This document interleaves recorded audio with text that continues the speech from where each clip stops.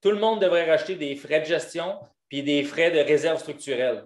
Tous les gros joueurs le font. Je ne vois pas pourquoi qu'un petit propriétaire comme ne pourrait pas le faire, là, monsieur, madame, tout le monde.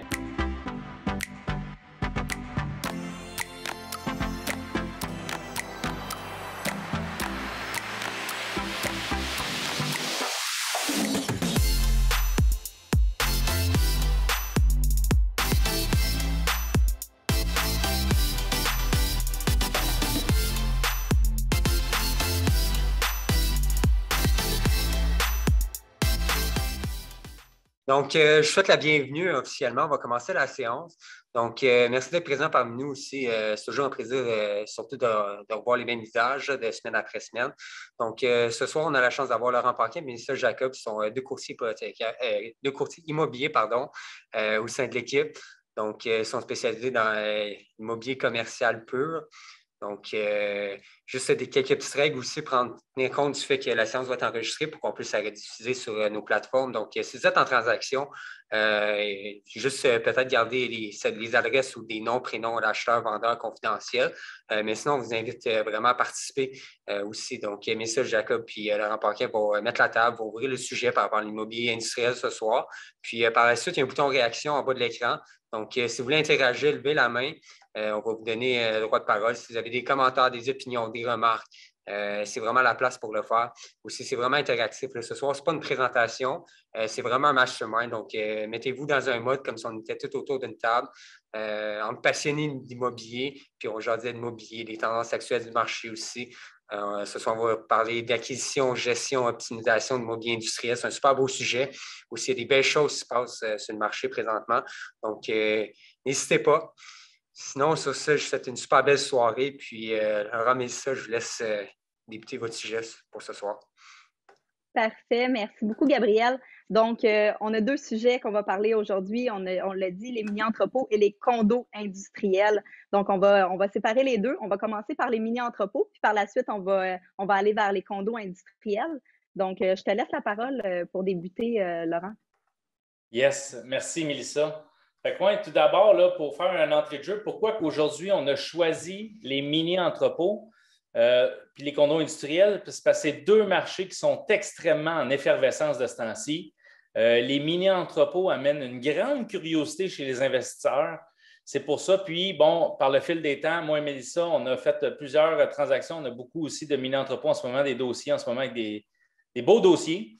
Puis, on a décidé qu'on a souvent beaucoup de questions sur les mini-entrepôts. C'est carrément une niche à part. C'est très niché. Je veux dire, oui, c'est de l'industriel. C'est considéré comme de l'industriel, mais ça reste que c'est très niché. Puis, il n'y a pas grand monde qui connaît ça. Fait qu'on s'est dit qu'à ce soir, on pourrait donner un petit peu d'informations là-dessus.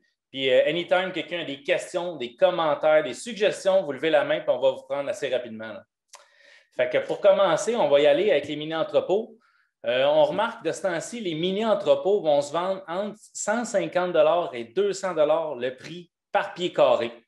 Qu'on soit dans le Grand Montréal surtout, on peut s'étirer un peu, mais c'est sûr que si on tombe après ça à Québec, c'est un autre marché, Sherbrooke, c'est un autre marché, puis tous les marchés vont dépendre aussi de la compétition.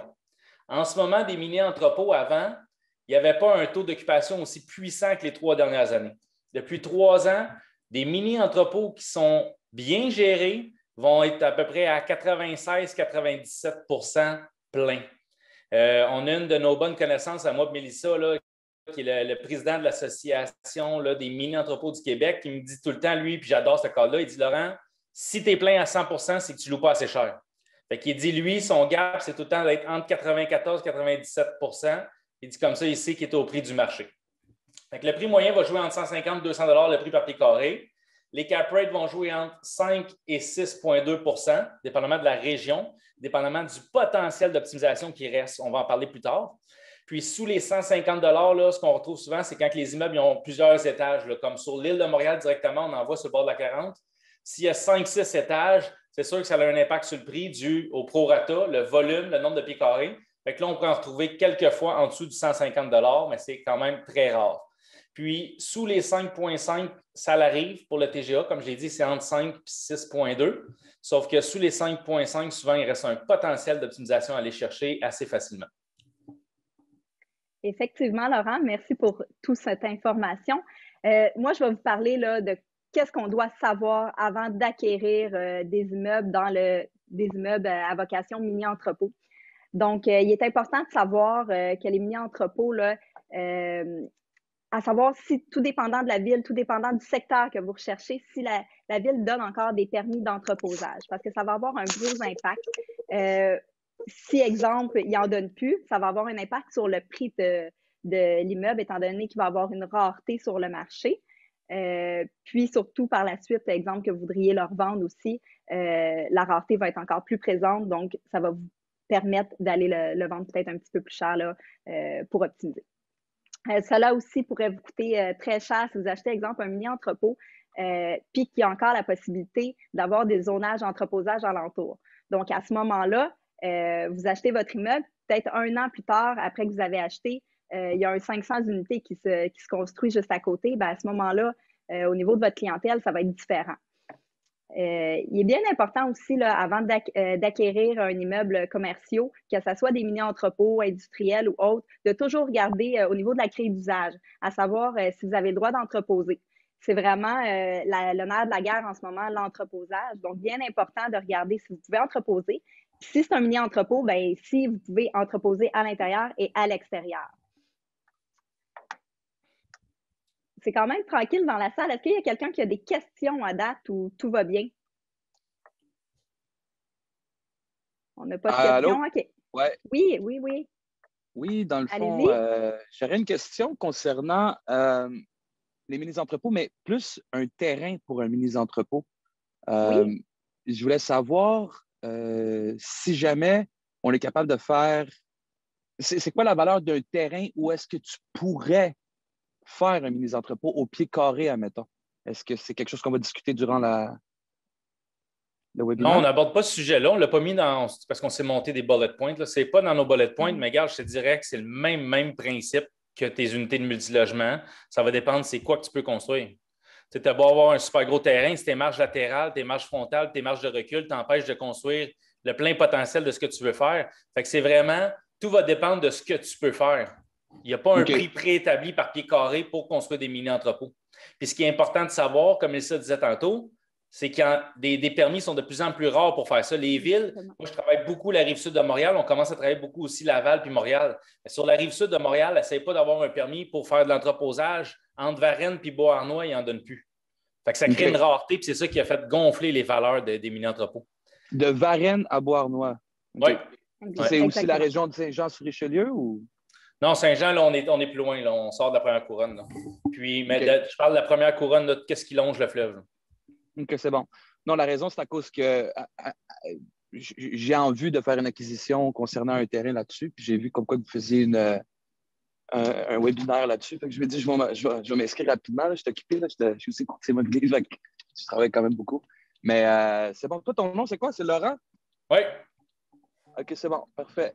Mais c'est ça. Fait que moi, c'était plus en termes de...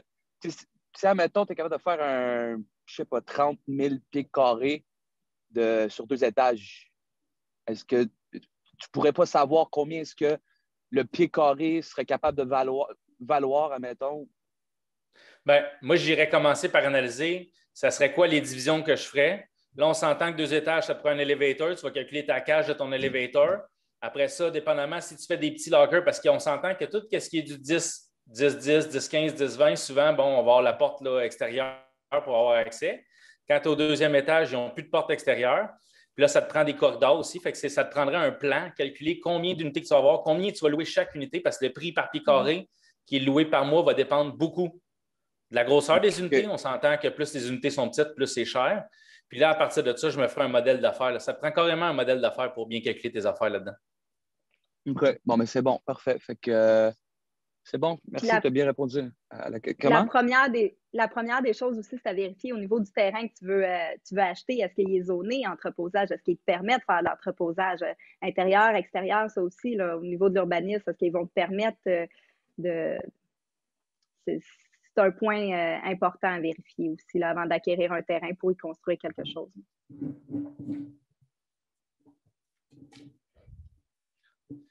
Yes. Fait que tu étais rendu, je pense, à... Oui, donc on va continuer. Est-ce que ça a bien répondu à ta question? Je pense que oui, on a fait pas mal le tour. On va continuer là, Oui. par rapport à avant l'acquisition, qu'est-ce qu'on doit vérifier. C'est ça aussi. Juste Oui, une petite vas-y. parenthèse, je veux dire merci à Saïd. J'aime ça quand le monde participe comme ça, c'est super apprécié. Oui. Yes, sir. Oui, on est là pour ça. On est là pour répondre à vos questions. Fait que c'est important que vous participez. Ça nous fait plaisir que vous nous interrompez. C'est ça qu'on veut pour justement avoir un échange avec vous. On a beau vous donner de l'information, mais on veut vous donner l'information que vous recherchez aussi. Fait que c'est important de poser les questions. N'hésitez pas. Ah, justement, on a quelqu'un, Patrick. Oui, salut, merci pour le café PMML, toujours intéressant. Dans le fond aussi, là, dans la même voie que Shahid, si on peut regarder peut-être si vous avez des idées de coûts de construction, là, si jamais des gens ont déjà eu de l'expérience dernièrement, je pense qu'il y a plusieurs types de construction pour ce genre de mini-entrepôt, là, que ce soit en ville ou que ce soit justement sur des terrains qui sont un peu plus vastes en banlieue, mais je ne sais pas si vous allez aborder un peu cet aspect-là. Là. C'est pas vers ce on se dirigeait pour le café de ce soir. Par contre, je ne sais pas si, Laurent, tu veux donner un peu d'informations là-dessus, mais comme tu as mentionné tantôt, ça dépend vraiment du plan que vous pensez bâtir aussi sur l'immeuble. Il y a beaucoup de choses sur le terrain, pardon. Là. C'est ça, ça va dépendre des divisions que tu fais, ça va dépendre des accès que tu donnes. Tu sais, je sais qu'il y a des gros sites maintenant qui vont même jusqu'à mettre des quais de chargement pour avoir un accès directement en dedans. Fait que quand le monde y arrive, ils déménagent puis ils veulent stocker, il y a un quai de chargement. Ça dépend des options, de la grosseur de ton projet aussi. Mais je sais qu'en ce moment, les immeubles industriels, ça roule à peu près autour de entre 190 et 210 $ du prix par pied carré pour construire. Mais là, c'est totalement différent. Je te parle d'une grosse boîte vide, d'un immeuble industriel, sauf que là, dépendamment des divisions que tu vas faire et tout ça, peut-être qu'ici, on aurait quelqu'un dans la salle qui peut peut-être y répondre. Là, je sais que j'ai Sylvain Laflèche ici, là, qui est non seulement un propriétaire, mais aussi constructeur. Là, fait que je ne sais pas si Sylvain, là, si ça te tente de participer et de donner ton point de vue, là, le prix par pied carré pour construire. On te met sur le spot, Sylvain. Est-ce que tu es disponible pour nous parler? Ouvre ton micro, Sylvain. C'est sûr que Laurent, je pense que tu fais référence à des bâtisses là, qui ont comme du 24 pieds d'auteur aussi. Là, fait que je pense pas que c'est le même produit pour du mini-entrepôt, comme tu disais. Non, c'est ça, c'est du cas par cas. Là. Puis même dans l'industriel, encore là, il y a du 18 et moins, 18, 24, 24 et plus. Fait que c'est du cas par cas. Vas-y, Sylvain. Laurent. Oui, Laurent? Yes. En attendant, Sylvain, j'ai juste une autre question. C'est quoi la valeur? Comment est-ce que tu calcules une valeur d'un mini-entrepôt aussi une fois qu'il est complété? Bien, ça va dépendre si c'est optimisé. Sinon, moi, à chaque fois que je travaille pour les mini-entrepôts, je regarde deux facteurs, la rentabilité et le prix par pied carré. Il faut qu'il y ait une corrélation directement entre les deux. Fait que si je vois que j'arrive à 210, 215 du prix par pied carré, je sais tout de suite que je suis trop cher. Parce que c'est très, très rare que les acheteurs, premièrement, les acheteurs, là, il n'y en a pas 15 acheteurs. Là, je veux dire, il n'y en a pas 1000. Il y en a très peu d'acheteurs pour les mini-entrepôts, surtout pour les gros sites. Les gros sites, en ce moment, se font tout acheter par les gros joueurs. Puis les gros joueurs, en ce moment, c'est U-Haul, Public Storage, Depotium, Minimal. Il n'y en a pas beaucoup. Puis c'est quand même dur. Puis tantôt, on va parler plus du volet financement. C'est quand même dur pour le financement pour les mini-entrepôts. Ça prend des grosses mises de fonds. C'est pour ça que les gros sites se font acheter par des gros joueurs. Fait que il n'y a pas de... La seule manière que tu peux calculer ça, c'est vraiment revenu puis prix par pied carré. Moi, je ne prends pas tellement d'autres facteurs en considération à part l'optimisation possible. Dans ce cas-là, ça ne me dérangera pas d'aller en dessous des taux de cap. Mais mettons que tu es à 200$ du pied carré. Oui. Puis, c'est combien est-ce que normalement... On va en parler. Dans le fond, c'est ça que Laurent il a parlé un petit peu plus tôt. Là. Combien que ça se vendait présentement du pied carré, les mini-entrepôts. OK. Parfait, merci. Sylvain, tu avais commencé à nous parler un petit peu, puis finalement, est-ce que tu es toujours avec nous? Ben oui. Est-ce que tu m'entends?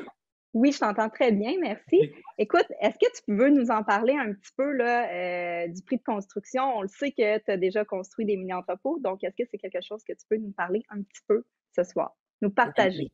Oui, ça dépend du secteur. Dans le mini-entreposage, ça dépend du secteur dans laquelle ville que tu es. Comme nous autres, Valépie, c'est du F2. C'est tout coupe-feu, donc c'est plus dispendieux. Les marges latérales, c'est quand même assez. On parle de 35 pieds entre chaque bâtiment. Il y a certains endroits que 20 pieds, ça fait un job. C'est seulement que des bâtiments en acier. Ce n'est pas du F2 avec du J-Proc coupe-feu, c'est toutes des choses qu'il faut tenir compte. Là. Okay. Puis est-ce que tu pourrais dire à peu près un prix par pied carré de construction de mini-entrepôt environ ou non? Il y a trop de facteurs qui rentrent en ligne de compte. C'est bien des facteurs. Il y a bien des facteurs. Tu arrives avec un prix là, juste comme ça, là, ça serait difficile pour moi. Là. OK.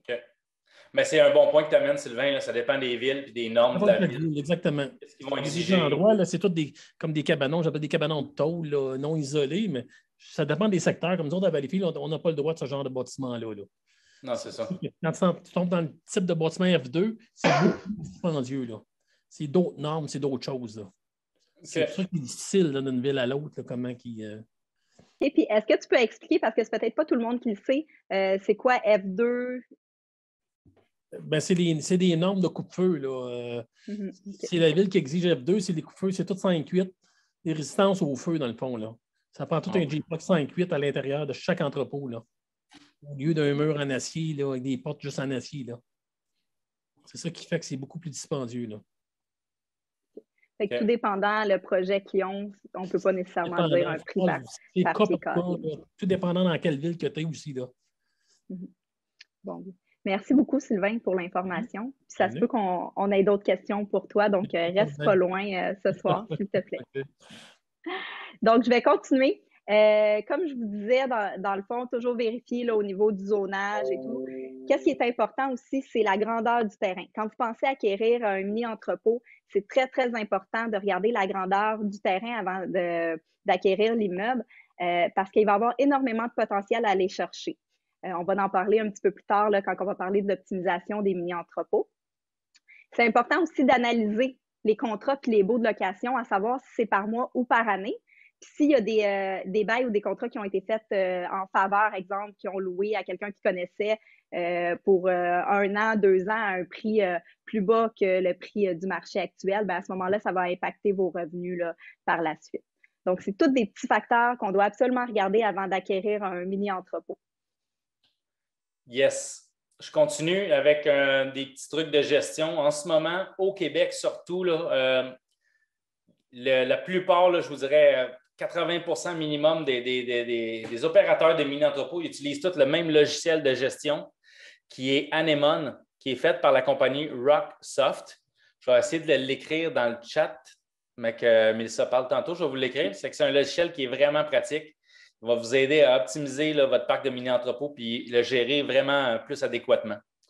Puis bien sûr, là, pour la gestion, c'est vraiment, quant à moi, un must d'avoir une clôture tout le tour de vos mini-entrepôts avec un système à puce. Ça vous permet là, de limiter le monde qui rentre, de rendre le site beaucoup plus sécuritaire. Les locataires, ou on peut les appeler comme ça, ils préfèrent ça, ils savent que leurs choses sont en sécurité.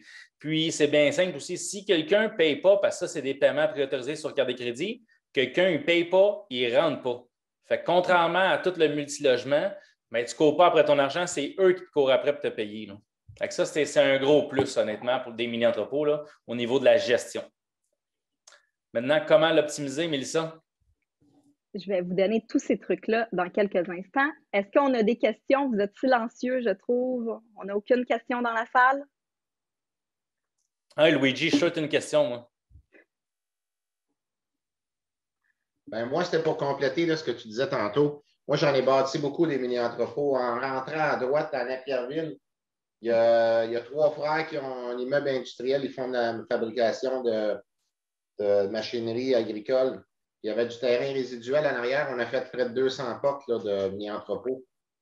Okay. Les autres, ils les faisaient très proches, puis il n'y avait pas de normes coupe-feu. Fait que c'est vraiment la première chose que les gens vont faire qui s'informent, c'est vraiment c'est quoi la municipalité qui interprète le code d'incendie de quelle manière. Parce que si tu fais juste monter des boîtes là, comme des cabanons là, avec de la spanette, là, tu t'en sortiras pas pour moins de 240 000 une boîte de 20 portes avec la tôle toute faite. Ça, c'est si tu embauches un charpentier qui va te faire de A à Z. Quand même, là, une dalle coulée, tout. Puis la plupart des gars, ils mettent des tuyaux de 16 pouces, puis ils vont passer ça d'une unité à l'autre, puis ils vont mettre une unité pour envoyer la chaleur, puis ils vont chauffer comme ça. Mais ça, c'est pas legit. C'est supposé être giclé, puis chacune des portes est supposée être compartimentée coupe-feu. C'est pour ça qu'il y en a beaucoup qui vont chauffer avec une dalle radiant. Exact. Ça, c'est de loin l'idéal. Là, je le vois, moi, parce que je vois les dépenses de nos propriétaires. Puis honnêtement, ceux qui chauffent avec une dalle radiant, il y a une grosse différence au niveau des dépenses, contrairement à chauffer avec des fournaises. Ben, c'est au niveau de la revente aussi. Là, au cas du bâtiment, là, c'est supposé gicler ces bâtiments-là. Fait que je ne sais pas comment que les gens ils ont fait pour avoir des permis dans d'autres municipalités. Parce que c'est... mais ça ne devient pas un droit acquis, ça, Luigi, quand tu l'as déjà fait, là, puis c'est pas giclé, ça ne devient pas un droit acquis, ça? Ben, je me demande un peu, les bâtiments, il y en a qui sont des bâtiments résidentiels qui ont été convertis par après là, pour des normes d'incendie. Là, fait que... Mais moi, je me dirais, si tu es capable de les bâtir, puis c'est le minimum requirement, go for it. Oui, c'est ça. OK. Merci, Luigi. C'est bon. Merci. Donc, pour optimiser les mini-entrepôts, la première des choses, vraiment, là, c'est une façon d'optimiser, c'est d'aller subdiviser des plus grands locaux.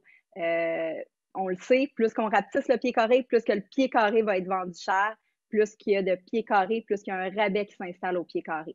Je vous donne un exemple, là, un local de 10 par 15 ou 15 par 15 va se louer à peu près 1,35 à 1,55 du pied carré par mois, tandis qu'un 5 par 10 là, va se louer entre 1,90 ou 2,30 du pied carré par mois. Puis si un 5 par 10 est trop petit là, pour votre client, ben, vous lui en louez 2-3, mais au moins vous louez à 1,90 ou 2,30 au lieu de 1,35, 1,55. Oui, puis vous allez chercher un... Oui. On le voit de plus en plus, le monde, que c'est tellement plein qu'ils prennent leurs gros locaux, des 200 pieds, 300 pieds, ils splittent ça en 5 par 10. Les clients y arrivent, ils disent « Ah, mais c'est trop petit. » Ben, regarde, je vais t'en faire 2, puis c'est tout. Je vais t'en faire 3, puis that's it, là. Puis la demande est tellement forte, puis surtout proche des centres urbains qu'il y a beaucoup de condos et d'appartements. Parce que ça devient un locker pour eux, puis ils le gardent à l'année. Ils vont mettre leur bicyclette, leur ski, ils mettent leurs affaires, puis ils le gardent à l'année. Là. Fait que ça s'en vient très, très populaire, les 5 par 10, mais ça prend du résidentiel en masse autour. Mathieu, tu as une question pour nous. Excuse-moi, j'avais de la misère avec mon micro. Oui, j'ai une question par rapport, tantôt tu parlais de regarder les baux puis un peu inspecter les baux, là, les baux commerciaux standards, on sait un peu ce qu'il y a dedans, mais dans un bail qui est pour un mini-entrepôt, y a-t-il des clauses spécifiques qu'il faut absolument avoir, des choses qui viennent en tête, qui sont vraiment spécifiques au mini-entrepôt? Genre, qu'est-ce qu'ils peuvent entreposer là-dedans? Est-ce que c'est des baux dans lesquels on inclut toutes les dépenses? Y a-t-il des récupérations de dépenses à l'intérieur de ça? Comment ça se manage un bail d'entrepôt? C'est brut, là. C'est tout inclus. Je veux dire, à moins que j'ai vu des exceptions qui chargeaient le chauffage, là, ils disaient genre l'unité n'est pas chauffée, si tu veux le chauffage, c'est tant de plus par mois, 6 mois par année. Fait qu'ils vont couvrir tous les mois qu'il fait plus froid. Mais quand Mélissa disait ça tantôt, c'est surtout pour faire attention, parce que des fois, les plus gros locaux, ça va arriver. Tu sais, il y a plusieurs unités, mais les plus gros, ça peut arriver qu'il y a des propriétaires qui vont louer ça à l'année. Fait que ça, il faut faire attention. Là. C'est moins payant, je vous dirais, les gros locaux, puis les louer sur du long terme aussi. Fait que toi, tu rentres, ton but, c'est l'optimiser, tu veux enlever ce gros local-là, puis mettre tous des petits lockers, puis finalement, tu ne peux pas parce que le propriétaire, pour 1 ou 2 unités, il l'avait loué à l'année. Fait que c'est juste pour ça que Mélissa disait ça, c'est important de les vérifier. OK, super. Merci. Il y a aussi une autre affaire. C'est quoi le pourcentage de gros locaux comparativement à des petits locaux? Tu dis de faire des 5 par 10. Tu ne peux pas avoir toute ta cour avec des 5 par 10. Hey, Saïd, si tu peux juste lever ta main quand tu veux parler, ça va être mieux pour l'ambiance pour tout le monde, s'il te plaît. Excuse-moi, je pensais qu'on pouvait parler. Non, il n'y a pas de problème, c'est parce qu'on ne te voit pas. Quand tu ne lèves pas ta main, on ne peut pas savoir c'est qui pose la question au début. Je ne vois pas où est-ce qu'on peut lever la main dans mon ordinateur en ce moment. Ah, dans le bas, tu as une petite image. C'est quoi ta question, Saïd? Tu vas répéter. Vas-y. Dans le fond, qu'est-ce que je voulais savoir, c'est le pourcentage de gros locaux comparativement à des petits locaux. Tu dis de faire des 5 par 10, mais ta cour entière, elle ne peut pas être juste des 5 par 10, surtout si tu n'as pas de résidentiel alentour, comme tu viens de dire. Exact. Mais je veux dire, c'est quoi que tu as besoin? Genre plus des... Honnêtement, il faut que tu regardes aussi ta compétition. Là. Si tu regardes que ta compétition est pleine de 5 par 10, ça va être dur pour toi en faire aussi. Puis ici, là, au Québec, là, je n'avais parlé dernièrement dans un autre café. Au Québec, on est en retard vraiment sur les chiffres. Là. Parce qu'aux États-Unis, ils vont prendre un rayon de 50 km, 100 km. Ils vont dire, OK, on a une population de 800 000 habitants. Voici combien de pieds carrés dans le mini-entrepôt qu'on a besoin total, puis répartis comme suit. tant 10 par 10, ils vont analyser toute la compétition, puis ils vont se rendre compte qu'il y a un manque dans tel type d'unité ou tel type d'unité, puis ils vont aller construire en fonction de ça. Fait ici, au Québec, c'est vraiment de regarder l'offre et la demande. C'est sûr que toi, comme tu parlais tantôt, c'est un terrain. Tu ne peux pas regarder l'offre et la demande, tu n'en as même pas en ce moment. Mais quelqu'un qui est un propriétaire qui en a, il va être capable de savoir, c'est simple, c'est ça qui se fait appeler le plus souvent, c'est pour ça. Le monde l'appelle pour des gros, des moyens ou des petites unités. Fait que c'est vraiment de regarder ta compétition, puis l'offre et la demande, c'est ça qui va te donner le gauge de ta région, dans le fond. C'est surtout pour quand quelqu'un vient pour acquérir un immeuble, qui a des gros locaux qui sont loués très bas. À ce moment-là, ça vaut la peine de venir optimiser en subdivisant puis aller louer selon le marché actuel avec un montant plus élevé au pied carré. C'est dans cette situation-là que c'est bon de venir optimiser. Là. Est-ce que ça répondait à ta question, Saïd? Oui, merci beaucoup, c'est gentil. Oui. OK. Une autre chose qu'on a parlé un petit peu plus tôt, c'est au niveau de la superficie du terrain. Je vous disais que je vous allais vous en reparler. La superficie du terrain pour les mini-entrepôts, c'est très, très important parce qu'on peut vraiment venir optimiser avec le terrain. Premièrement, on peut venir agrandir l'immeuble pour avoir un revenu supplémentaire, bien entendu, mais on peut aussi, on voit de plus en plus des propriétaires qui font l'acquisition de conteneurs afin de louer un espace d'entreposage. Le point positif là-dedans, c'est d'utiliser les conteneurs au lieu d'agrandir au niveau des taxes municipales. On n'a pas le paiement des taxes municipales sur les conteneurs. Là, on n'est pas chargé. C'est bien entendu qu'il faut toujours vérifier là, au niveau de la ville, la réglementation. Il y a plusieurs villes qui vont exiger là, que les conteneurs soient amovibles, donc on peut les déplacer. Il va donc être important d'avoir l'équipement nécessaire pour les déplacer sur les lieux. Puis, il est aussi nécessaire d'avoir le zonage qui permet l'entreposage extérieur là, pour avoir les conteneurs sur le terrain.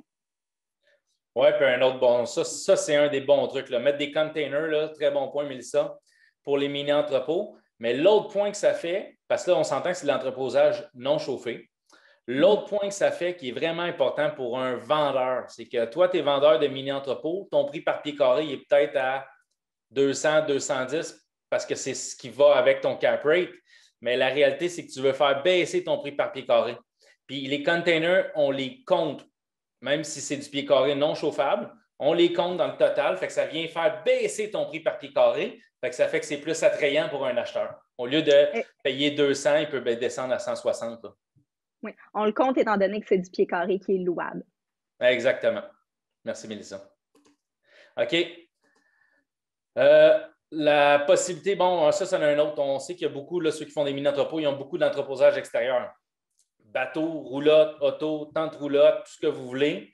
C'est payant, c'est dehors, ça ne vous coûte rien. D'où l'importance, comme Mélissa disait tantôt, d'avoir du pied carré de terrain en masse pour pouvoir louer. Puis là, ce qui est à la mode aussi, c'est rajouter de l'électricité comme service de plus. Fait que quelqu'un qui veut optimiser son stationnement extérieur, bien, si on fournit l'électricité, on peut charger un frais supplémentaire. Puis il y en a qui aiment ça, là, avoir de l'électricité pour le Winnebago l'hiver. La clientèle est moins présente, je vous dirais, pour ça, mais elle existe pareil. Fait qu'ils peuvent venir l'hiver, bisouner dans leur Winnebago, dans leurs affaires, puis ça fait bien leur affaire. Fait que ça, c'est un autre point là, pour optimiser. Ça s'en vient de plus en plus à la mode. Le quatrième point qui est mon préféré, dans les mini-entrepôts, si on regarde les gros joueurs, okay, les gros joueurs que j'ai nommés tantôt, ils ont commencé à facturer aux 4 semaines. En facturant aux 4 semaines au lieu d'au mois, on se rajoute un 13e mois dans l'année. Pour ceux qui ne comprennent pas, là, 4 semaines x 12, on tombe à 48 semaines, 52 semaines dans une année. Fait qu'on gagne un 13e mois, puis tous les gros joueurs ils ont commencé à le faire. Fait que si vous voulez acheter des mini-entrepôts puis que la facturation se fait au mois présentement, dites-vous que le jour 1 que vous rentrez puis que vous rentrez ça en place comme système de paiement aux 4 semaines au lieu d'au mois, vous venez de faire une optimisation immédiate de 8,33 sur votre revenu brut, revenu net. Il n'y a aucune dépense de plus. Là. Puis ça se fait quand même assez bien là, avec le système de gestion là, que je parlais tantôt, Anemone avec Rocksoft. Fait que ça, c'est une très belle optimisation, très simple et très rapide. Écoute, Laurent, je t'interromps 2 petites minutes. On a eu une question sur le chat. Est-ce que le coût au pied carré que vous mentionnez, c'est au pied carré louable ou au pied carré total de la bâtisse? Dans le fond, on a nommé les deux. Oui, c'est ça. Est-ce que, je ne sais pas c'est qui a posé la question, c'est iPhone. Donc, ça peut être beaucoup. Est-ce que c'est possible de prendre la parole, s'il vous plaît? Donc, la personne. Excusez-moi, Oui. comment faire pour lever la main? Désolé, hein. Ah, il n'y a pas de problème. C'est en bas de l'image. Vous avez un petit émoticône. Vous cliquez dessus, puis vous allez voir le signe de la main. Est-ce que c'est vous qui avez posé la question au chat? Non, c'est pas moi. Non? OK. Allez-y, vous avez une question, fait qu'allez-y. Oui. Non, c'est correct. C'est pour, parce que chaque fois que j'assiste dans des conférences comme ça, je voulais poser des questions. J'arrive pas à trouver comment lever la main. C'est pour ça qu'aujourd'hui, je me suis dit, je vais aller poser cette question-là, mais j'ai jamais trouvé l'option en bas. Et on me disait que c'était en bas, mais j'ai jamais trouvé ça là. Bon, ben on Pas de va problème, si vous voulez. aider. Oui, c'est ça. Manuel, vous avez une question pour nous. Oui, salut. Bonjour. Oui, salut. Moi, je suis intéressé de savoir, selon l'expérience que vous avez, là, si c'est très demandant à gérer ces actifs-là. Moi, je suis dans l'industriel pas mal. J'ai des beaux triple nets. Ça me demande à peu près aucun temps de gestion. C'est très facile. Je sais qu'il y a une grosse demande des mini-entrepôts. Je regarde cet actif-là, mais je suis un peu hésitant à embarquer à cause justement de j'entends différentes choses, là, que c'est vraiment une business en soi. Et je suis curieux d'avoir votre input là-dessus, voir ce que ça demande. Est-ce qu'il faut vraiment avoir un opérateur? Parce que moi, je peux pas l'opérer moi-même. Moi, je fais des acquisitions. Est-ce qu'il faut que j'engage un opérateur ou ça se gère pas mal tout seul? Là, je suis curieux d'avoir votre input là-dessus. Je vous dirais qu'il y a deux façons vraiment qu'on voit. On a des propriétaires qui, justement, vont décider de faire la gestion vraiment par eux-mêmes, de mettre à peu près une journée par semaine à faire la gestion et tout, d'aller vraiment sur les lieux au besoin. Puis on a d'autres propriétaires qui vont vraiment mettre quelqu'un sur les lieux qui vont faire la gestion, puis qu'à ce moment-là, ils vont calculer dans leurs dépenses un salaire, là. Je ne sais pas, Laurent, si tu peux renchérir sur ce que je dis présentement. Oui, mais dans le fond, c'est ça. Tu peux faire, parce que si tu ne veux pas te déplacer tout le temps, parce que c'est sûr que, pour en avoir parlé souvent avec des propriétaires, si le téléphone sonne, quelqu'un veut louer, puis tu l'as, là, si tu n'y réponds pas tout de suite ou tu t'en occupes pas tout de suite, tu vas appeler un autre. Fait que c'est sûr que l'idéal, moi, je pense que si ton site est assez gros, parce que si c'est un petit site, tu ne peux pas te permettre de payer quelqu'un pour la gestion nécessairement. Plus ton site est gros, plus que c'est possible, c'est garanti. Je pense que si tu as un site là, qui est quand même des bons revenus, là, si tu as au-dessus de 300 000 de revenus bruts par année, je pense que tu peux facilement te payer quelqu'un qui est là de 8 h à midi, tout simplement. Fait que le monde, ils savent quand ils viennent, s'ils veulent du service. C'est tout le temps le matin, il y a tout le temps quelqu'un sur place. Tu fais un petit bureau, puis that's it, là, tu sais. Ça, on le voit souvent, le monde, ils mettent quelqu'un, mais pas 40 heures semaine, un 20 heures semaine. Fait que tu peux après ça aller calculer là, un 25 000 de salaire dans tes dépenses d'exploitation. OK, c'est comme ça, je calcule environ une vingtaine d'heures par semaine pour un 200 portes, tu disais environ? Oui, dépendamment aussi de tes portes, dépendamment du roulement. Là. Dernièrement, là, je parlais de ça avec un propriétaire, c'était un petit, là, c'était pas gros. C'était 70 portes, puis il m'a dit qu'il est allé 12 fois cette année. Il dit, puis là, il dit le maximum 12 fois pour du nouveau monde. Fait que, tu sais, sauf que des appels pareils à gérer entre ça, évidemment. Là. Non, ben c'est ça, mais le monde, ils font leurs affaires. Je veux dire, le monde, ils vont là, tu sais, c'est sûr que ça dépend aussi de toi. Tu sais, il y a du monde qui laisse plus ça aller, puis il y en a qui veulent que tout soit tout le temps parfait. Fait que ça dépend aussi de ta personne à travers ça. Puis après ça dépend aussi de ta maintenance, ça dépend de l'année de l'immeuble. Mais on s'entend que si c'est tout en tôle, là, tu n'as rien à faire. Là. Les toits sont en tôle, tes murs sont en tôle. À part surveiller tes affaires, tu n'as pas grand-chose à faire. Non, mais moi, c'était plus au niveau du roulement des locataires. Évidemment, il y en a qui restent plusieurs mois, j'imagine des années, mais il y en a qui viennent, qui ça passe, ça revient. J'imagine que le volume d'appels annuels et le changement, même si c'est géré en partie par le logiciel que tu parles, j'imagine que ça demande quand même un minimum de gestion là, pour gérer tout ça. Oui, effectivement. Oui, c'est sûr. Mais si on compare, là, toi, mettons, tu sais que tu es dans l'industriel, tu disais, là, si, admettons, là, OK, je vais à l'extrême, je prends les petites unités, mais à 2 piastres par pied carré par mois, on est à 24 piastres du pied, c'est quand même très payant. Là. Mm-hmm. Fait que, c'est sûr, c'est brut, là. Oui, je comprends. OK, merci. Puis une autre chose aussi. Souvent, dans les listings PMML, dans les immeubles qui sont en vente PMML, les dépenses sont normalisées. Puis vous allez voir, il y a une section, justement, gestion, avec une dépense qui est normalisée de la gestion. Donc, un montant qui n'est pas tout le temps le montant c'est un montant qu'on va mettre justement de gestion qui est enlevé sur les revenus, là, dans le fond. Est-ce que tu sais que la normalisation est faite à, j'imagine, c'est un pourcentage de revenus bruts que vous C'est un prenez? pourcentage, exactement. C'est lequel que vous utilisez, là, juste pour avoir une idée de grandeur, pour mon analyse à moi, là? Quand je regarde, c'est-tu 10 5 ou je ne sais pas trop? Quoi, pour la gestion seulement? Ben, quand vous normalisez, tu dis que vous normalisez les dépenses, même quand il n'y en a pas. J'imagine que vous prenez tout le temps le même pourcentage. Non, c'est du cas par immeuble en partant. Là. Commerce de détail, bureau, industriel, c'est tous des frais de gestion, là, honnêtement, qui sont les frais de gestion, réserve structurelle, mauvaise créance, c'est tous des taux qui sont différents. Puis en plus, ils ne sont pas tout le temps pareils comme dans le multilogement, que là, ça va tout le temps avec les barèmes de la CHL. Puis encore là, on a invité un expert aussi qui est avec nous à soir. Là, et Sylvain qui est là, peut-être qu'il serait plus en mesure de nous parler un peu de comment que les banques qui gèrent ça, eux autres. Là. Sylvain Lévesque qui est là. Sylvain qui est très, très, très fort. Bonsoir. Donc, bonsoir, Sylvain. J'ai fait Laurent ce matin m'a dit, Sylvain, il faut que tu viennes parler de financement si jamais il y a des questions sur le financement mini-entrepôt. Fait que j'ai fait une petite tournée auprès des prêteurs. Puis il y a plusieurs prêteurs qui, oups, on n'a pas vraiment de programme pour ça. Fait qu'il n'y a pas vraiment une machine à saucisse pour le mini-entrepôt. Là. Fait que c'est vraiment plusieurs m'ont dit c'est du cas par cas. Fait que j'ai des prêteurs qui finançaient à 50 %. J'ai des prêteurs qui finançaient jusqu'à 75 %. Fait que tout était différent. Fait que de savoir quels frais de gestion ils vont utiliser. Souvent, ce qu'on entend des banquiers, c'est que dans la vocation unique, un peu comme ça, c'est qu'ils vont se fier beaucoup à l'évaluateur. Donc, l'évaluateur qui va sortir des comparables, qui va regarder, il va faire des analyses, bien, le banquier va s'y fier beaucoup parce que c'est pas comme du multilogement où tu peux voir les données fournies par la SCHL ou des comparables des voisins, c'est plus facile. Fait qu'il n'y a pas nécessairement de balise exacte, c'est tout le temps 5 % lorsque c'est du mini-entrepôt. C'est l'évaluateur qui va l'établir. Oui, merci Sylvain. Super apprécié. Condo industriel, Mélissa, je te laisse la parole. Écoute, je vais juste vérifier au niveau de la salle. Est-ce qu'il y en a qui avaient des questions? Sylvain vient de répondre vraiment globalement pour le mini-entrepôt au niveau du financement, mais est-ce qu'il y a des questions par rapport au mini-entrepôt ou au financement des mini-entrepôts? Des questions précises. Je ne vois pas de main levée de mon côté. Toi, Laurent, non plus? Oui, mais il y a quelqu'un.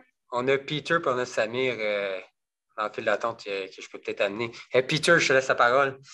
Bonsoir tout le monde. Moi, ma question, c'est plus...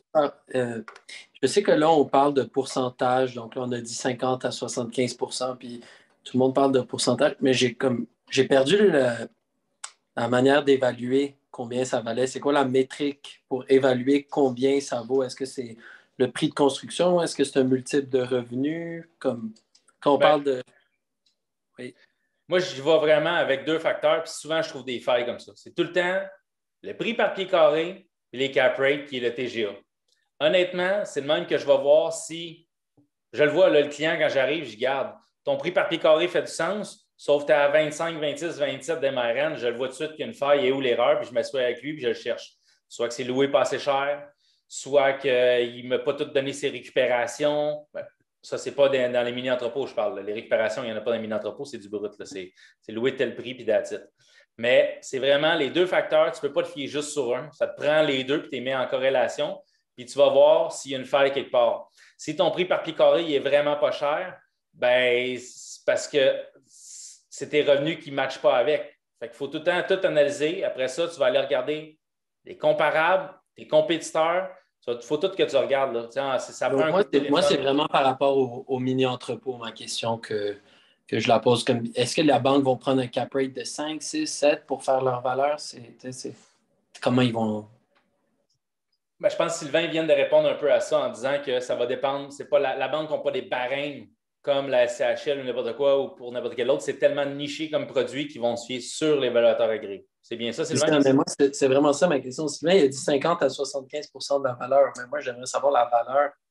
Comment je la détermine? Mais je comprends que je pense que c'est du cas. Mais dans les autres informations qu'il me donnait, c'est que le ratio de couverture de dette, on calcule un ratio de couverture de dette à 1,30. Fait que moi, 1,30. C'est ça. Fait que tout dépendamment du type de prêteur, j'ai essayé d'aller voir différents prêteurs, de la BDC à Banque Royale. BDC, qui est habituellement un prêteur qui prend un peu plus de risques, sont frileux. Eux autres qui mentionnaient, c'est qu'il peut y avoir du blanchiment d'argent. Il y a déjà eu dans le passé du blanchiment d'argent de mini-entrepôt, fait qu'ils ne touchent pas à ça. Fait que là, on regarde d'autres prêteurs, ils nous disent OK, ratio de couverture de dette 1,30. Fait que moi, ce que je fais, je calcule mon montant maximal d'emprunt en fonction des revenus et dépenses. Et si j'arrive à un montant d'emprunt d'1 million, puis je sais que je peux financer à 70 mais moi, ma valeur d'emprunt, c'est 1 300 000 divisé par 0,70. Fait que ça donne peut-être 1,5 dans ces coins-là, je ne sais pas. Mais moi, ma valeur d'emprunt est en fonction du ratio de couverture de dette. OK, parfait. Merci beaucoup. Ça répond à ta question, Peter? Oui, merci. Parfait. On a Samir qui a une question pour nous. Oui, salut Mélissa, salut Laurent. Allô Samir, ça va bien? Super, super. Lâchez pas, vous êtes en feu. Moi, ma question, c'est quoi ta question? Ma question, c'était, admettons, j'ai un terrain, justement, j'aimerais savoir qu'est-ce qui est plus rentable. Est-ce que ça serait de construire des mini-entrepôts ou faire du condo industriel? Est-ce qu'il y a comme un spécialiste ou quelqu'un, admettons, qui fait des études de cas ou des études de projet, puis que, tu sais, on regarde, est-ce que le marché peut absorber ça? Est-ce qu'il y a un spécialiste ou quelqu'un qui se spécialise là-dedans? Ben, moi, je peux te répondre tout de suite que tu es mieux d'aller avec du condo industriel, puis tu vas comprendre avec la suite de la présentation. OK. Mais de toute façon, on va se parler demain. Yes. C'est bon. Vas-y, je te laisse. Merci, bye-bye. À demain. Donc, on a parlé des mini-entrepôts. On va répondre à Samir en parlant des condos industriels. Yes.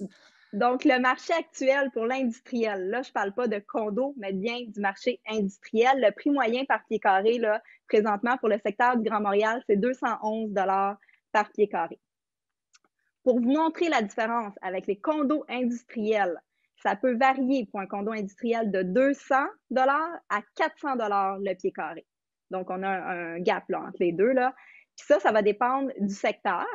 Ça va dépendre aussi du nombre de pieds carrés du condo. C'est vraiment ce qui va jouer un gros rôle, c'est le nombre de pieds carrés du condo. Ça va dépendre aussi du nombre de portes planchers, des quais de chargement, de l'hauteur libre. S'il y a des mezzanines, c'est pour ces raisons-là que le prix varie énormément de 200 à 400 $ le pied carré pour les condos industriels. Pour ce qui est du TGA, quand on parle de condos industriels, on ne travaille pas nécessairement avec le TGA pour des condos industriels. Je vous explique pourquoi. La plupart du temps, c'est des propriétaires occupants qui vont acheter des condos industriels et non des investisseurs. Donc, si on regarderait le TGA, là, ça serait un peu dérisoire, ça serait en bas de 4 % là, de TGA. Ce n'est pas quelque chose qu'on prend en considération pour des condos industriels. Par contre, si vous voudriez acquérir une strip de condos industriels, donc la strip au complet, pour le Grand Montréal, le TGA là, joue pour l'instant entre 4,5 et 5,35 % pour le TGA pour des strips industriels. Oui, puis c'est ça qu'un point important, le monde, ils me disent, voyons, non, 400$, t'es fou, Laurent. Non, non, en ce moment, je suis sur une transaction à 389 le prix par pied carré. Pourquoi? Parce que c'est un condo, là, juste faire un exemple vite, OK? On prend un condo de 1500 pieds carrés, puis on le met à 300$ du pied, ce qui est énorme, 300$ du pied, c'est cher. Mais ça revient à 450 000. 450 000, notre bassin d'acheteurs, il est énorme. C'est plein d'entrepreneurs qui n'ont plus de place à la maison dans leur garage, ils ont des trucks là, ils ont ci, ils ont ça. En ce moment, tous les business roulent à 110 %. Fait qu'en ce moment, des condos industriels, ce n'est pas des farces, là. C'est du petit pied carré. Là. Si on reste en bas de 2000, c'est pas vrai, c'est entre 300 et 400. Si moindrement, c'est dans le Grand Montréal. Fait que Montréal, première couronne. Fait que le prix est hallucinant. Fait que c'est pour répondre un peu aussi à ta question de tantôt. Si tu as à faire les deux, je l'ai dit tantôt, le prix par pied carré des mini-entrepôts va jouer entre 150 et 200. Puis là, le prix du condo industriel, l'idéal dans mon livre à moi, c'est de faire du 1000-1500 pieds. Tu rejoins une plus grosse clientèle. Le monde qui le construit, souvent, ils vont essayer de s'ajouter. Fait que dans le fond, il y a tellement de grosses demandes qu'ils vont regarder c'est qui les clients. Ils vont signer du 5 ans maximum. Allez pas mettre des options de renouvellement là-dedans. Les options de renouvellement, by the way, ça ne sert à personne d'autre que le locataire. Puis, ça, c'est de quoi qu'on a remarqué récemment. Là. Tout le monde qui faisait des 5 ans plus options de 5 ans, puis qui n'avait pas mis qu'après le premier terme de 5 ans, ça serait à renégocier selon le marché, Il y en a plein qui sont fait avoir là, dans les dernières années, surtout les derniers mois. Le marché industriel il a monté là, dans les 3 dernières années de 56 le taux de location. C'est énorme, 56 dont 26 juste dans la dernière année. Quelqu'un qui a signé à 6,5 avec 6,50 $, le prix par pied carré, avec une indexation de l'IPC ou 2-3 en ce moment, il est quoi? Il est rendu à 9, 10 piastres, même pas. Il est rendu à 9,25 le prix par pied, quand il pourrait louer là, avec son loyer additionnel en triple net à 16 piastres du pied là, pour des petites superficies. Fait que ça, faire attention avec les options de renouvellement. Là.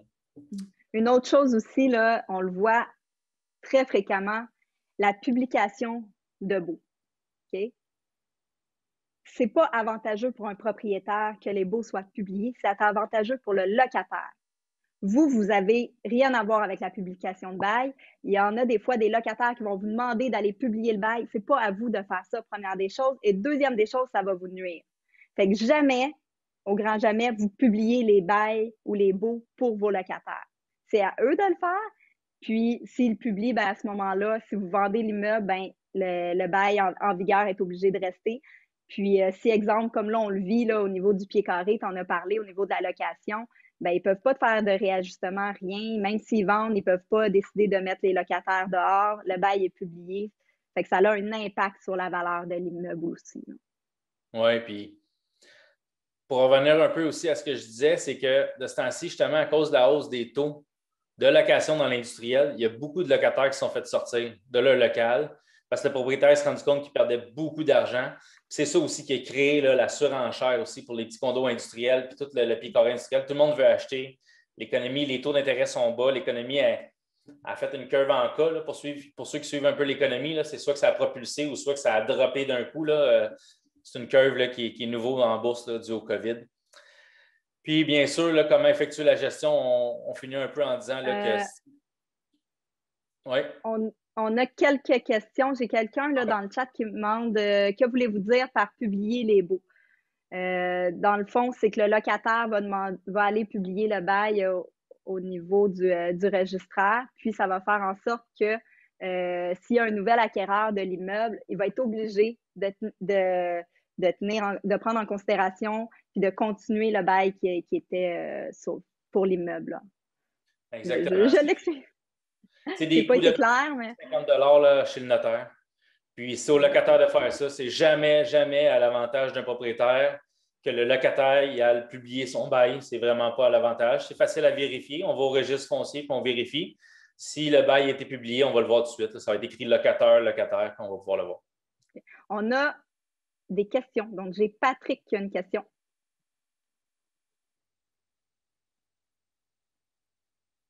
Oui, donc pour venir au condo industriel, tu parles à peu près, je pense que tu dis entre 12 et 16 $ le pied carré. Je pense que c'est Mélissa qui disait ça pour la location. On parle de quel produit exactement? Est-ce qu'on parle vraiment juste d'un emplacement garage où il y a une mezzanine, il y a un espace bureau?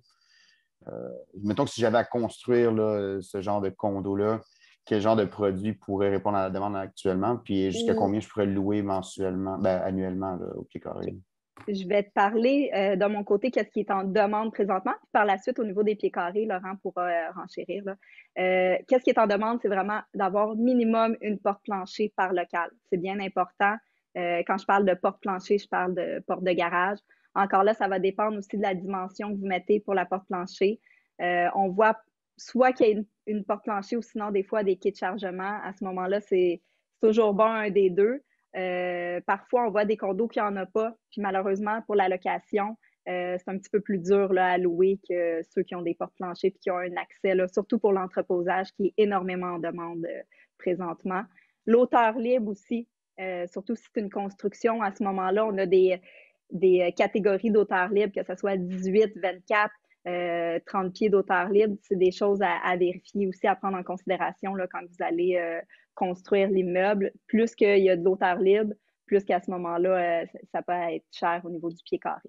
Laurent, si tu veux parler au niveau du coût là, par pied carré? Oui, honnêtement, tu livres ça base building. Fait que c'est directement là, sur tes divisions vont être en bloc de béton en 8. Tu livres ça base building. Si eux veulent se faire des mezzanines, c'est à leurs frais. Fait que tu les laisses faire leur mezzanine. La beauté là-dedans, c'est que souvent, quand le locataire s'en va, puis toi, tu reloues, tu vas pouvoir aller charger les pieds carrés de la mezzanine. Ça, on le voit de ce temps-ci. Parce qu'il n'y a tellement plus rien. En ce moment, là, je mets n'importe qui ici au défi de trouver là, Montréal Première Couronne des condos industriels à louer. Il n'y en a pas. Puis si tu es Montréal puis Première Couronne, il est où ton projet, toi? C'est dans l'Est de Montréal. Dans l'Est de Montréal? Honnêtement, je serais très, très, très confortable d'aller à 13 piastres du pied plus le loyer additionnel facilement. Puis, dépendamment aussi, là, parce que des condos industriels, il y en a de 1000 pieds, puis ça va jusqu'à 5000 pieds. À 5000 pieds, comme Mélissa a dit, c'est mieux d'avoir dock door puis porte-plancher. Fait que quand je dis dock door, là, excusez, c'est quai de chargement. Fait que je ne sais pas quelle grosseur. Sont-ils déjà faites ou tu as un projet? Non, c'est en planification, là. C'est embryonnaire. Il y a une autre chose auquel aussi faire attention. Excuse-moi, Laurent, je ne veux pas te couper. Mais il y a une autre chose aussi auquel faire attention, c'est le pourcentage de bureaux que vous allez mettre. Parce que souvent, on va mettre une petite section bureau. Il faut faire attention qu'il n'y ait pas trop une grande section de bureau parce que qu'est-ce qu'ils recherchent énormément en ce moment, c'est au niveau de l'entrepôt, que ce soit des gros entrepôts. Je pense qu'on parlait à peu près combien de pourcentage déjà de bureaux, Laurent? Bon, 10 puis 25 maximum. C'est surtout dans les gros immeubles industriels. Dans les condos, le monde se le font plus eux-mêmes. Honnêtement, s'ils le font bien et qu'ils respectent le code du bâtiment, je ne vois pas de problème avec ça. Une section en avant, mais pas plus. Là. C'est vraiment l'entreposage qui est. Puis un truc à faire attention avec ça, quand vos locataires, tu rentres un locataire, puis là, la mezzanine est déjà là. Parce que le locataire d'avant, il l'a construit puis il est parti. Vous pouvez charger la mezzanine. Mais admettons que tu avais prévu louer ça 15 piastres du pied, puis faire la mezzanine un peu moins cher, parce qu'on la charge tout le temps moins cher. Dépendamment aussi, c'est fini. Il faut qu'elle soit finie, là, un beau fini. Là, on a des mezzanines à cette heure qui ont du plancher de bois franc, puis c'est clean, il y en a plein. Mais au lieu de charger un prix par pied carré pour le sol, puis un prix pour la mezzanine, qui est un petit peu moins cher, prenez le prix que ça fait pour la mezzanine. OK? Fait que, mettons, tu le louais à 8-10 piastres du pied pour la mezzanine. Au lieu de le mettre dans le contrat, prends ce montant-là et va le mettre sur ton prix au plancher. OK? Si un jour, les pompiers se pointent à ton immeuble et ils disent que ta mezzanine n'est pas légale et qu'il faut que tu l'enlèves, toi, ton rendement, là, ton loyer par mois, tu ne le baisses pas. Là, parce que tu l'avais inclus ton prix de ta mezzanine dans ton prix plancher. Fait que ça, c'est un autre truc là, que les propriétaires de strip industriels ils font. Au lieu de dire, bon, je te charge tant en bas, tant en haut, puis l'écrire directement sur le bail, ils vont juste augmenter le prix par pied carré du rez-de-chaussée, qui donne le même prix en bout de ligne. Sauf si un jour, pour une raison X, tu es obligé d'enlever la mezzanine, ben, tu ne le réduiras pas du prix que tu charges à ton client.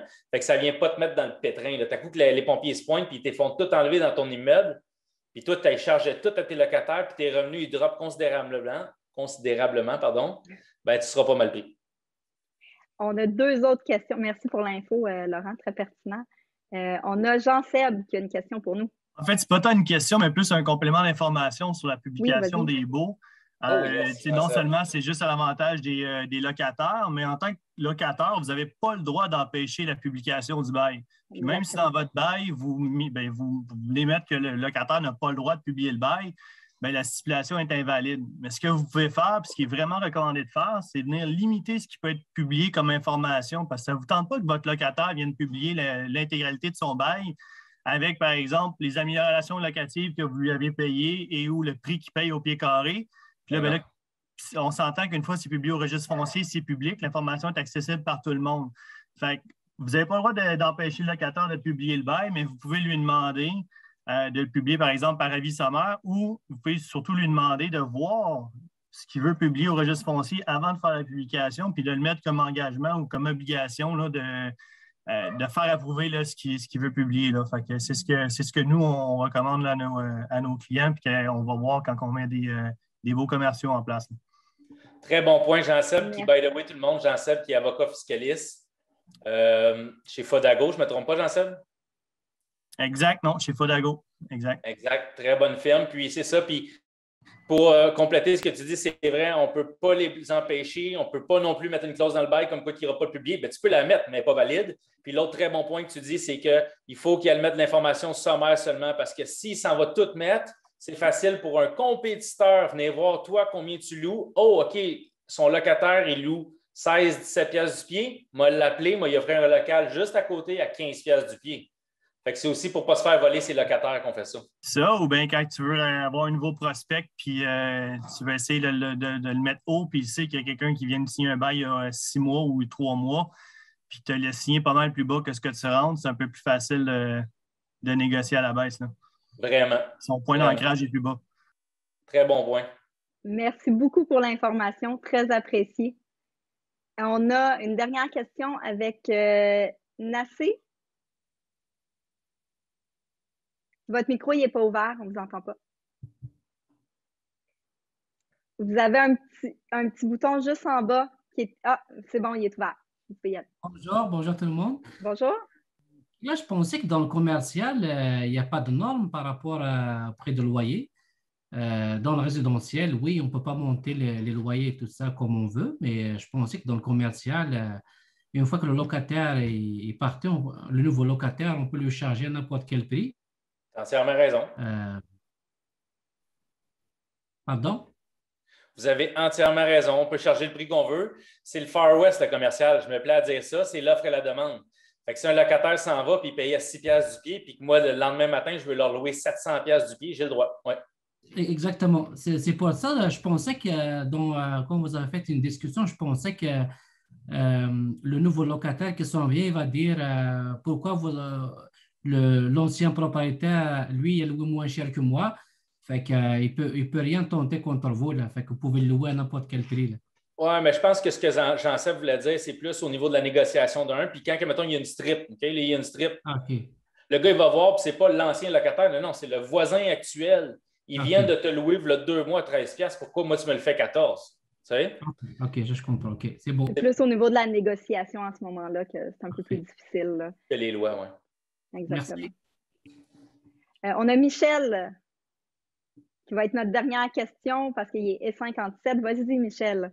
Bonsoir, Mélissa et Laurent. Merci pour la belle soirée. Dans le fond, ma question, c'est moi, j'ai 2 condos industriels à Repentigny, des 2000 pieds carrés avec mezzanine et bureau. Au niveau de la valeur locative, à combien vous estimez ça? Je sais que tu parlais à peu près de 13 $. Je ne sais pas si c'est ça dans mon coin aussi. Valeur locative? Bien, regarde, dis-toi qu'il y a 2000 pieds, tu as une petite affaire au-dessus. Tu sais, c'est le 1000 puis le 1500 qui sont vraiment un petit peu plus chers. Ouais. Repentigny, tu vas pouvoir charger là, à peu près, là, je te dirais, ton loyer additionnel est à combien? Qu'est-ce que tu veux dire, mon loyer additionnel? Ben, mettons, là, tu sais, tu as ton loyer de base, tu as ton loyer additionnel, c'est tes taxes municipales, taxes scolaires, assurance, déneigement, pelouse. Oui. Moi, c'est tout, c'est pas inclus, c'est tout du plus-plus. C'est comme un triple net, là. C'est ça. Fait que ton loyer additionnel, là, techniquement, un immeuble neuf, on va jouer à peu près dans 2,75, 3 piastres. Un immeuble comme vous, propriétaire occupant, qui n'est pas un REIT, là, parce que les REIT sont plus intelligents que nous. Je vais vous expliquer pourquoi si j'ai le temps dans 2 secondes. Là. Tu devrais être à peu près à 3,25, 3,50. OK? On va avec des fonds d'investissement, ils vont frôler le 4, 4,25 parce qu'eux autres, ils vont inclure des frais de gestion, ce qu'on devrait tout faire dans nos bails triple net. Là. Tout le monde devrait racheter des frais de gestion puis des frais de réserve structurelle. Tous les gros joueurs le font. Je ne vois pas pourquoi qu'un petit propriétaire ne pourrait pas le faire, là, monsieur, madame, tout le monde. Fait que ça, c'est un plus. Fait que tu devrais être, là, Repentigny, là, tu devrais être pas mal dans les mêmes eaux. Là. Tu devrais tourner là, à 12 piastres à peu près, vu que c'est du 2000 pieds. 11,50, 12 piastres, plus ton loyer additionnel devrait être 3,25, 3,50 selon moi. OK, parfait. Puis au niveau de la valeur d'achat, mettons que je vendrais cet immeuble-là, un condo industriel, exemple de 2000 pieds avec mezzanine et bureau. Il y a quelques questions à poser. Est-ce qu'il y a des portes planchées? Est-ce qu'il y a des portes de garage? Oui, une porte planchée 12 par 12, puis la hauteur libre est de 14 pieds. Est-ce qu'il y a une mezzanine? Oui, mezzanine et bureau. Mezzanine sur la moitié de largeur, exemple, puis 2 bureaux en avant, exemple. Okay. Honnêtement, vu que quand c'est en condo, il faut faire juste une petite parenthèse ici, il faut regarder aussi comment que c'est géré les condos industriels aussi. Combien il y a dans le fonds de prévoyance, c'est un quelle année. Fait que shooter un prix vite, là, honnêtement, moi, j'aime le regarder. Mais on parle d'environ, mettons, 300 000. Ça va être à Repentigny, ça va être à... Vas-y, Laurent, excuse. Pas de stress. Ben, d'après moi, Repentigny, du 2000 pieds, c'est un petit peu plus gros que le 1000 pieds puis le 1500 pieds que j'ai tantôt. Ça doit être entre 250 et 275 pieds. OK. Comme Mélissa dit, ça dépend des entrées électriques, ta hauteur libre, tous les équipements. Oui, c'est ça. Écoute, Michel, je vois, il est 8 heures, puis là, je vois Gabriel qui me fait des signaux. Écoute, je t'invite à nous contacter. On pourra peut-être faire une petite évaluation marchande là, de tes immeubles. C'est gratuit, ça ne t'engage à rien, mais je t'invite à nous contacter. Là. On pourra regarder ça ensemble pour te dire la valeur de tes condos industriels. C'est bon? All right. Hey, merci, Mélissa. Merci, Laurent. J'espère que vous avez apprécié la soirée. Moi, honnêtement, je vais réécouter ces vidéos-là aussi. Il va être disponible dans les prochaines semaines. Je pense qu'il y avait plusieurs bons conseils aussi qui valent de l'or aussi, qui peuvent créer beaucoup de valeur chez les propriétaires industriels, puis surtout ceux qui veulent se lancer dans le mini-entrepôt aussi. Donc, on aurait pu continuer comme ça. Là. Donc, merci à vous deux pour le sujet aussi. Fait que je vous invite à communiquer avec Laurent et Mélissa si vous avez des projets, si vous êtes en mode acquisition aussi, si vous êtes vendeur, aussi si vous avez des questions. Juste à échanger aussi avec des gens qui sont actifs. Laurent et Mélissa sont là. On a d'autres courtiers hypothécaires aussi. On avait Sylvain Lévesque ce soir aussi, très, très calé dans le financement commercial. Donc, on a tous les professionnels là, pour vous accompagner dans vos démarches d'investissement. Donc, je vous souhaite une très, très belle soirée. Puis la semaine prochaine, on va avoir la chance d'avoir un café PML un peu spécial. Je ne vous en dis pas plus. Donc, restez à l'affût. Puis, je vous dis bonne fin de soirée à tout le monde. Parfait. Gabriel, dernier petit mot. Il y a quelqu'un qui m'a demandé comment nous contacter. J'ai laissé mon numéro de téléphone dans le chat. Fait que vous pourrez nous appeler demain si vous avez des questions. Excellent. Un gros merci. Je vous souhaite une très belle soirée. Merci.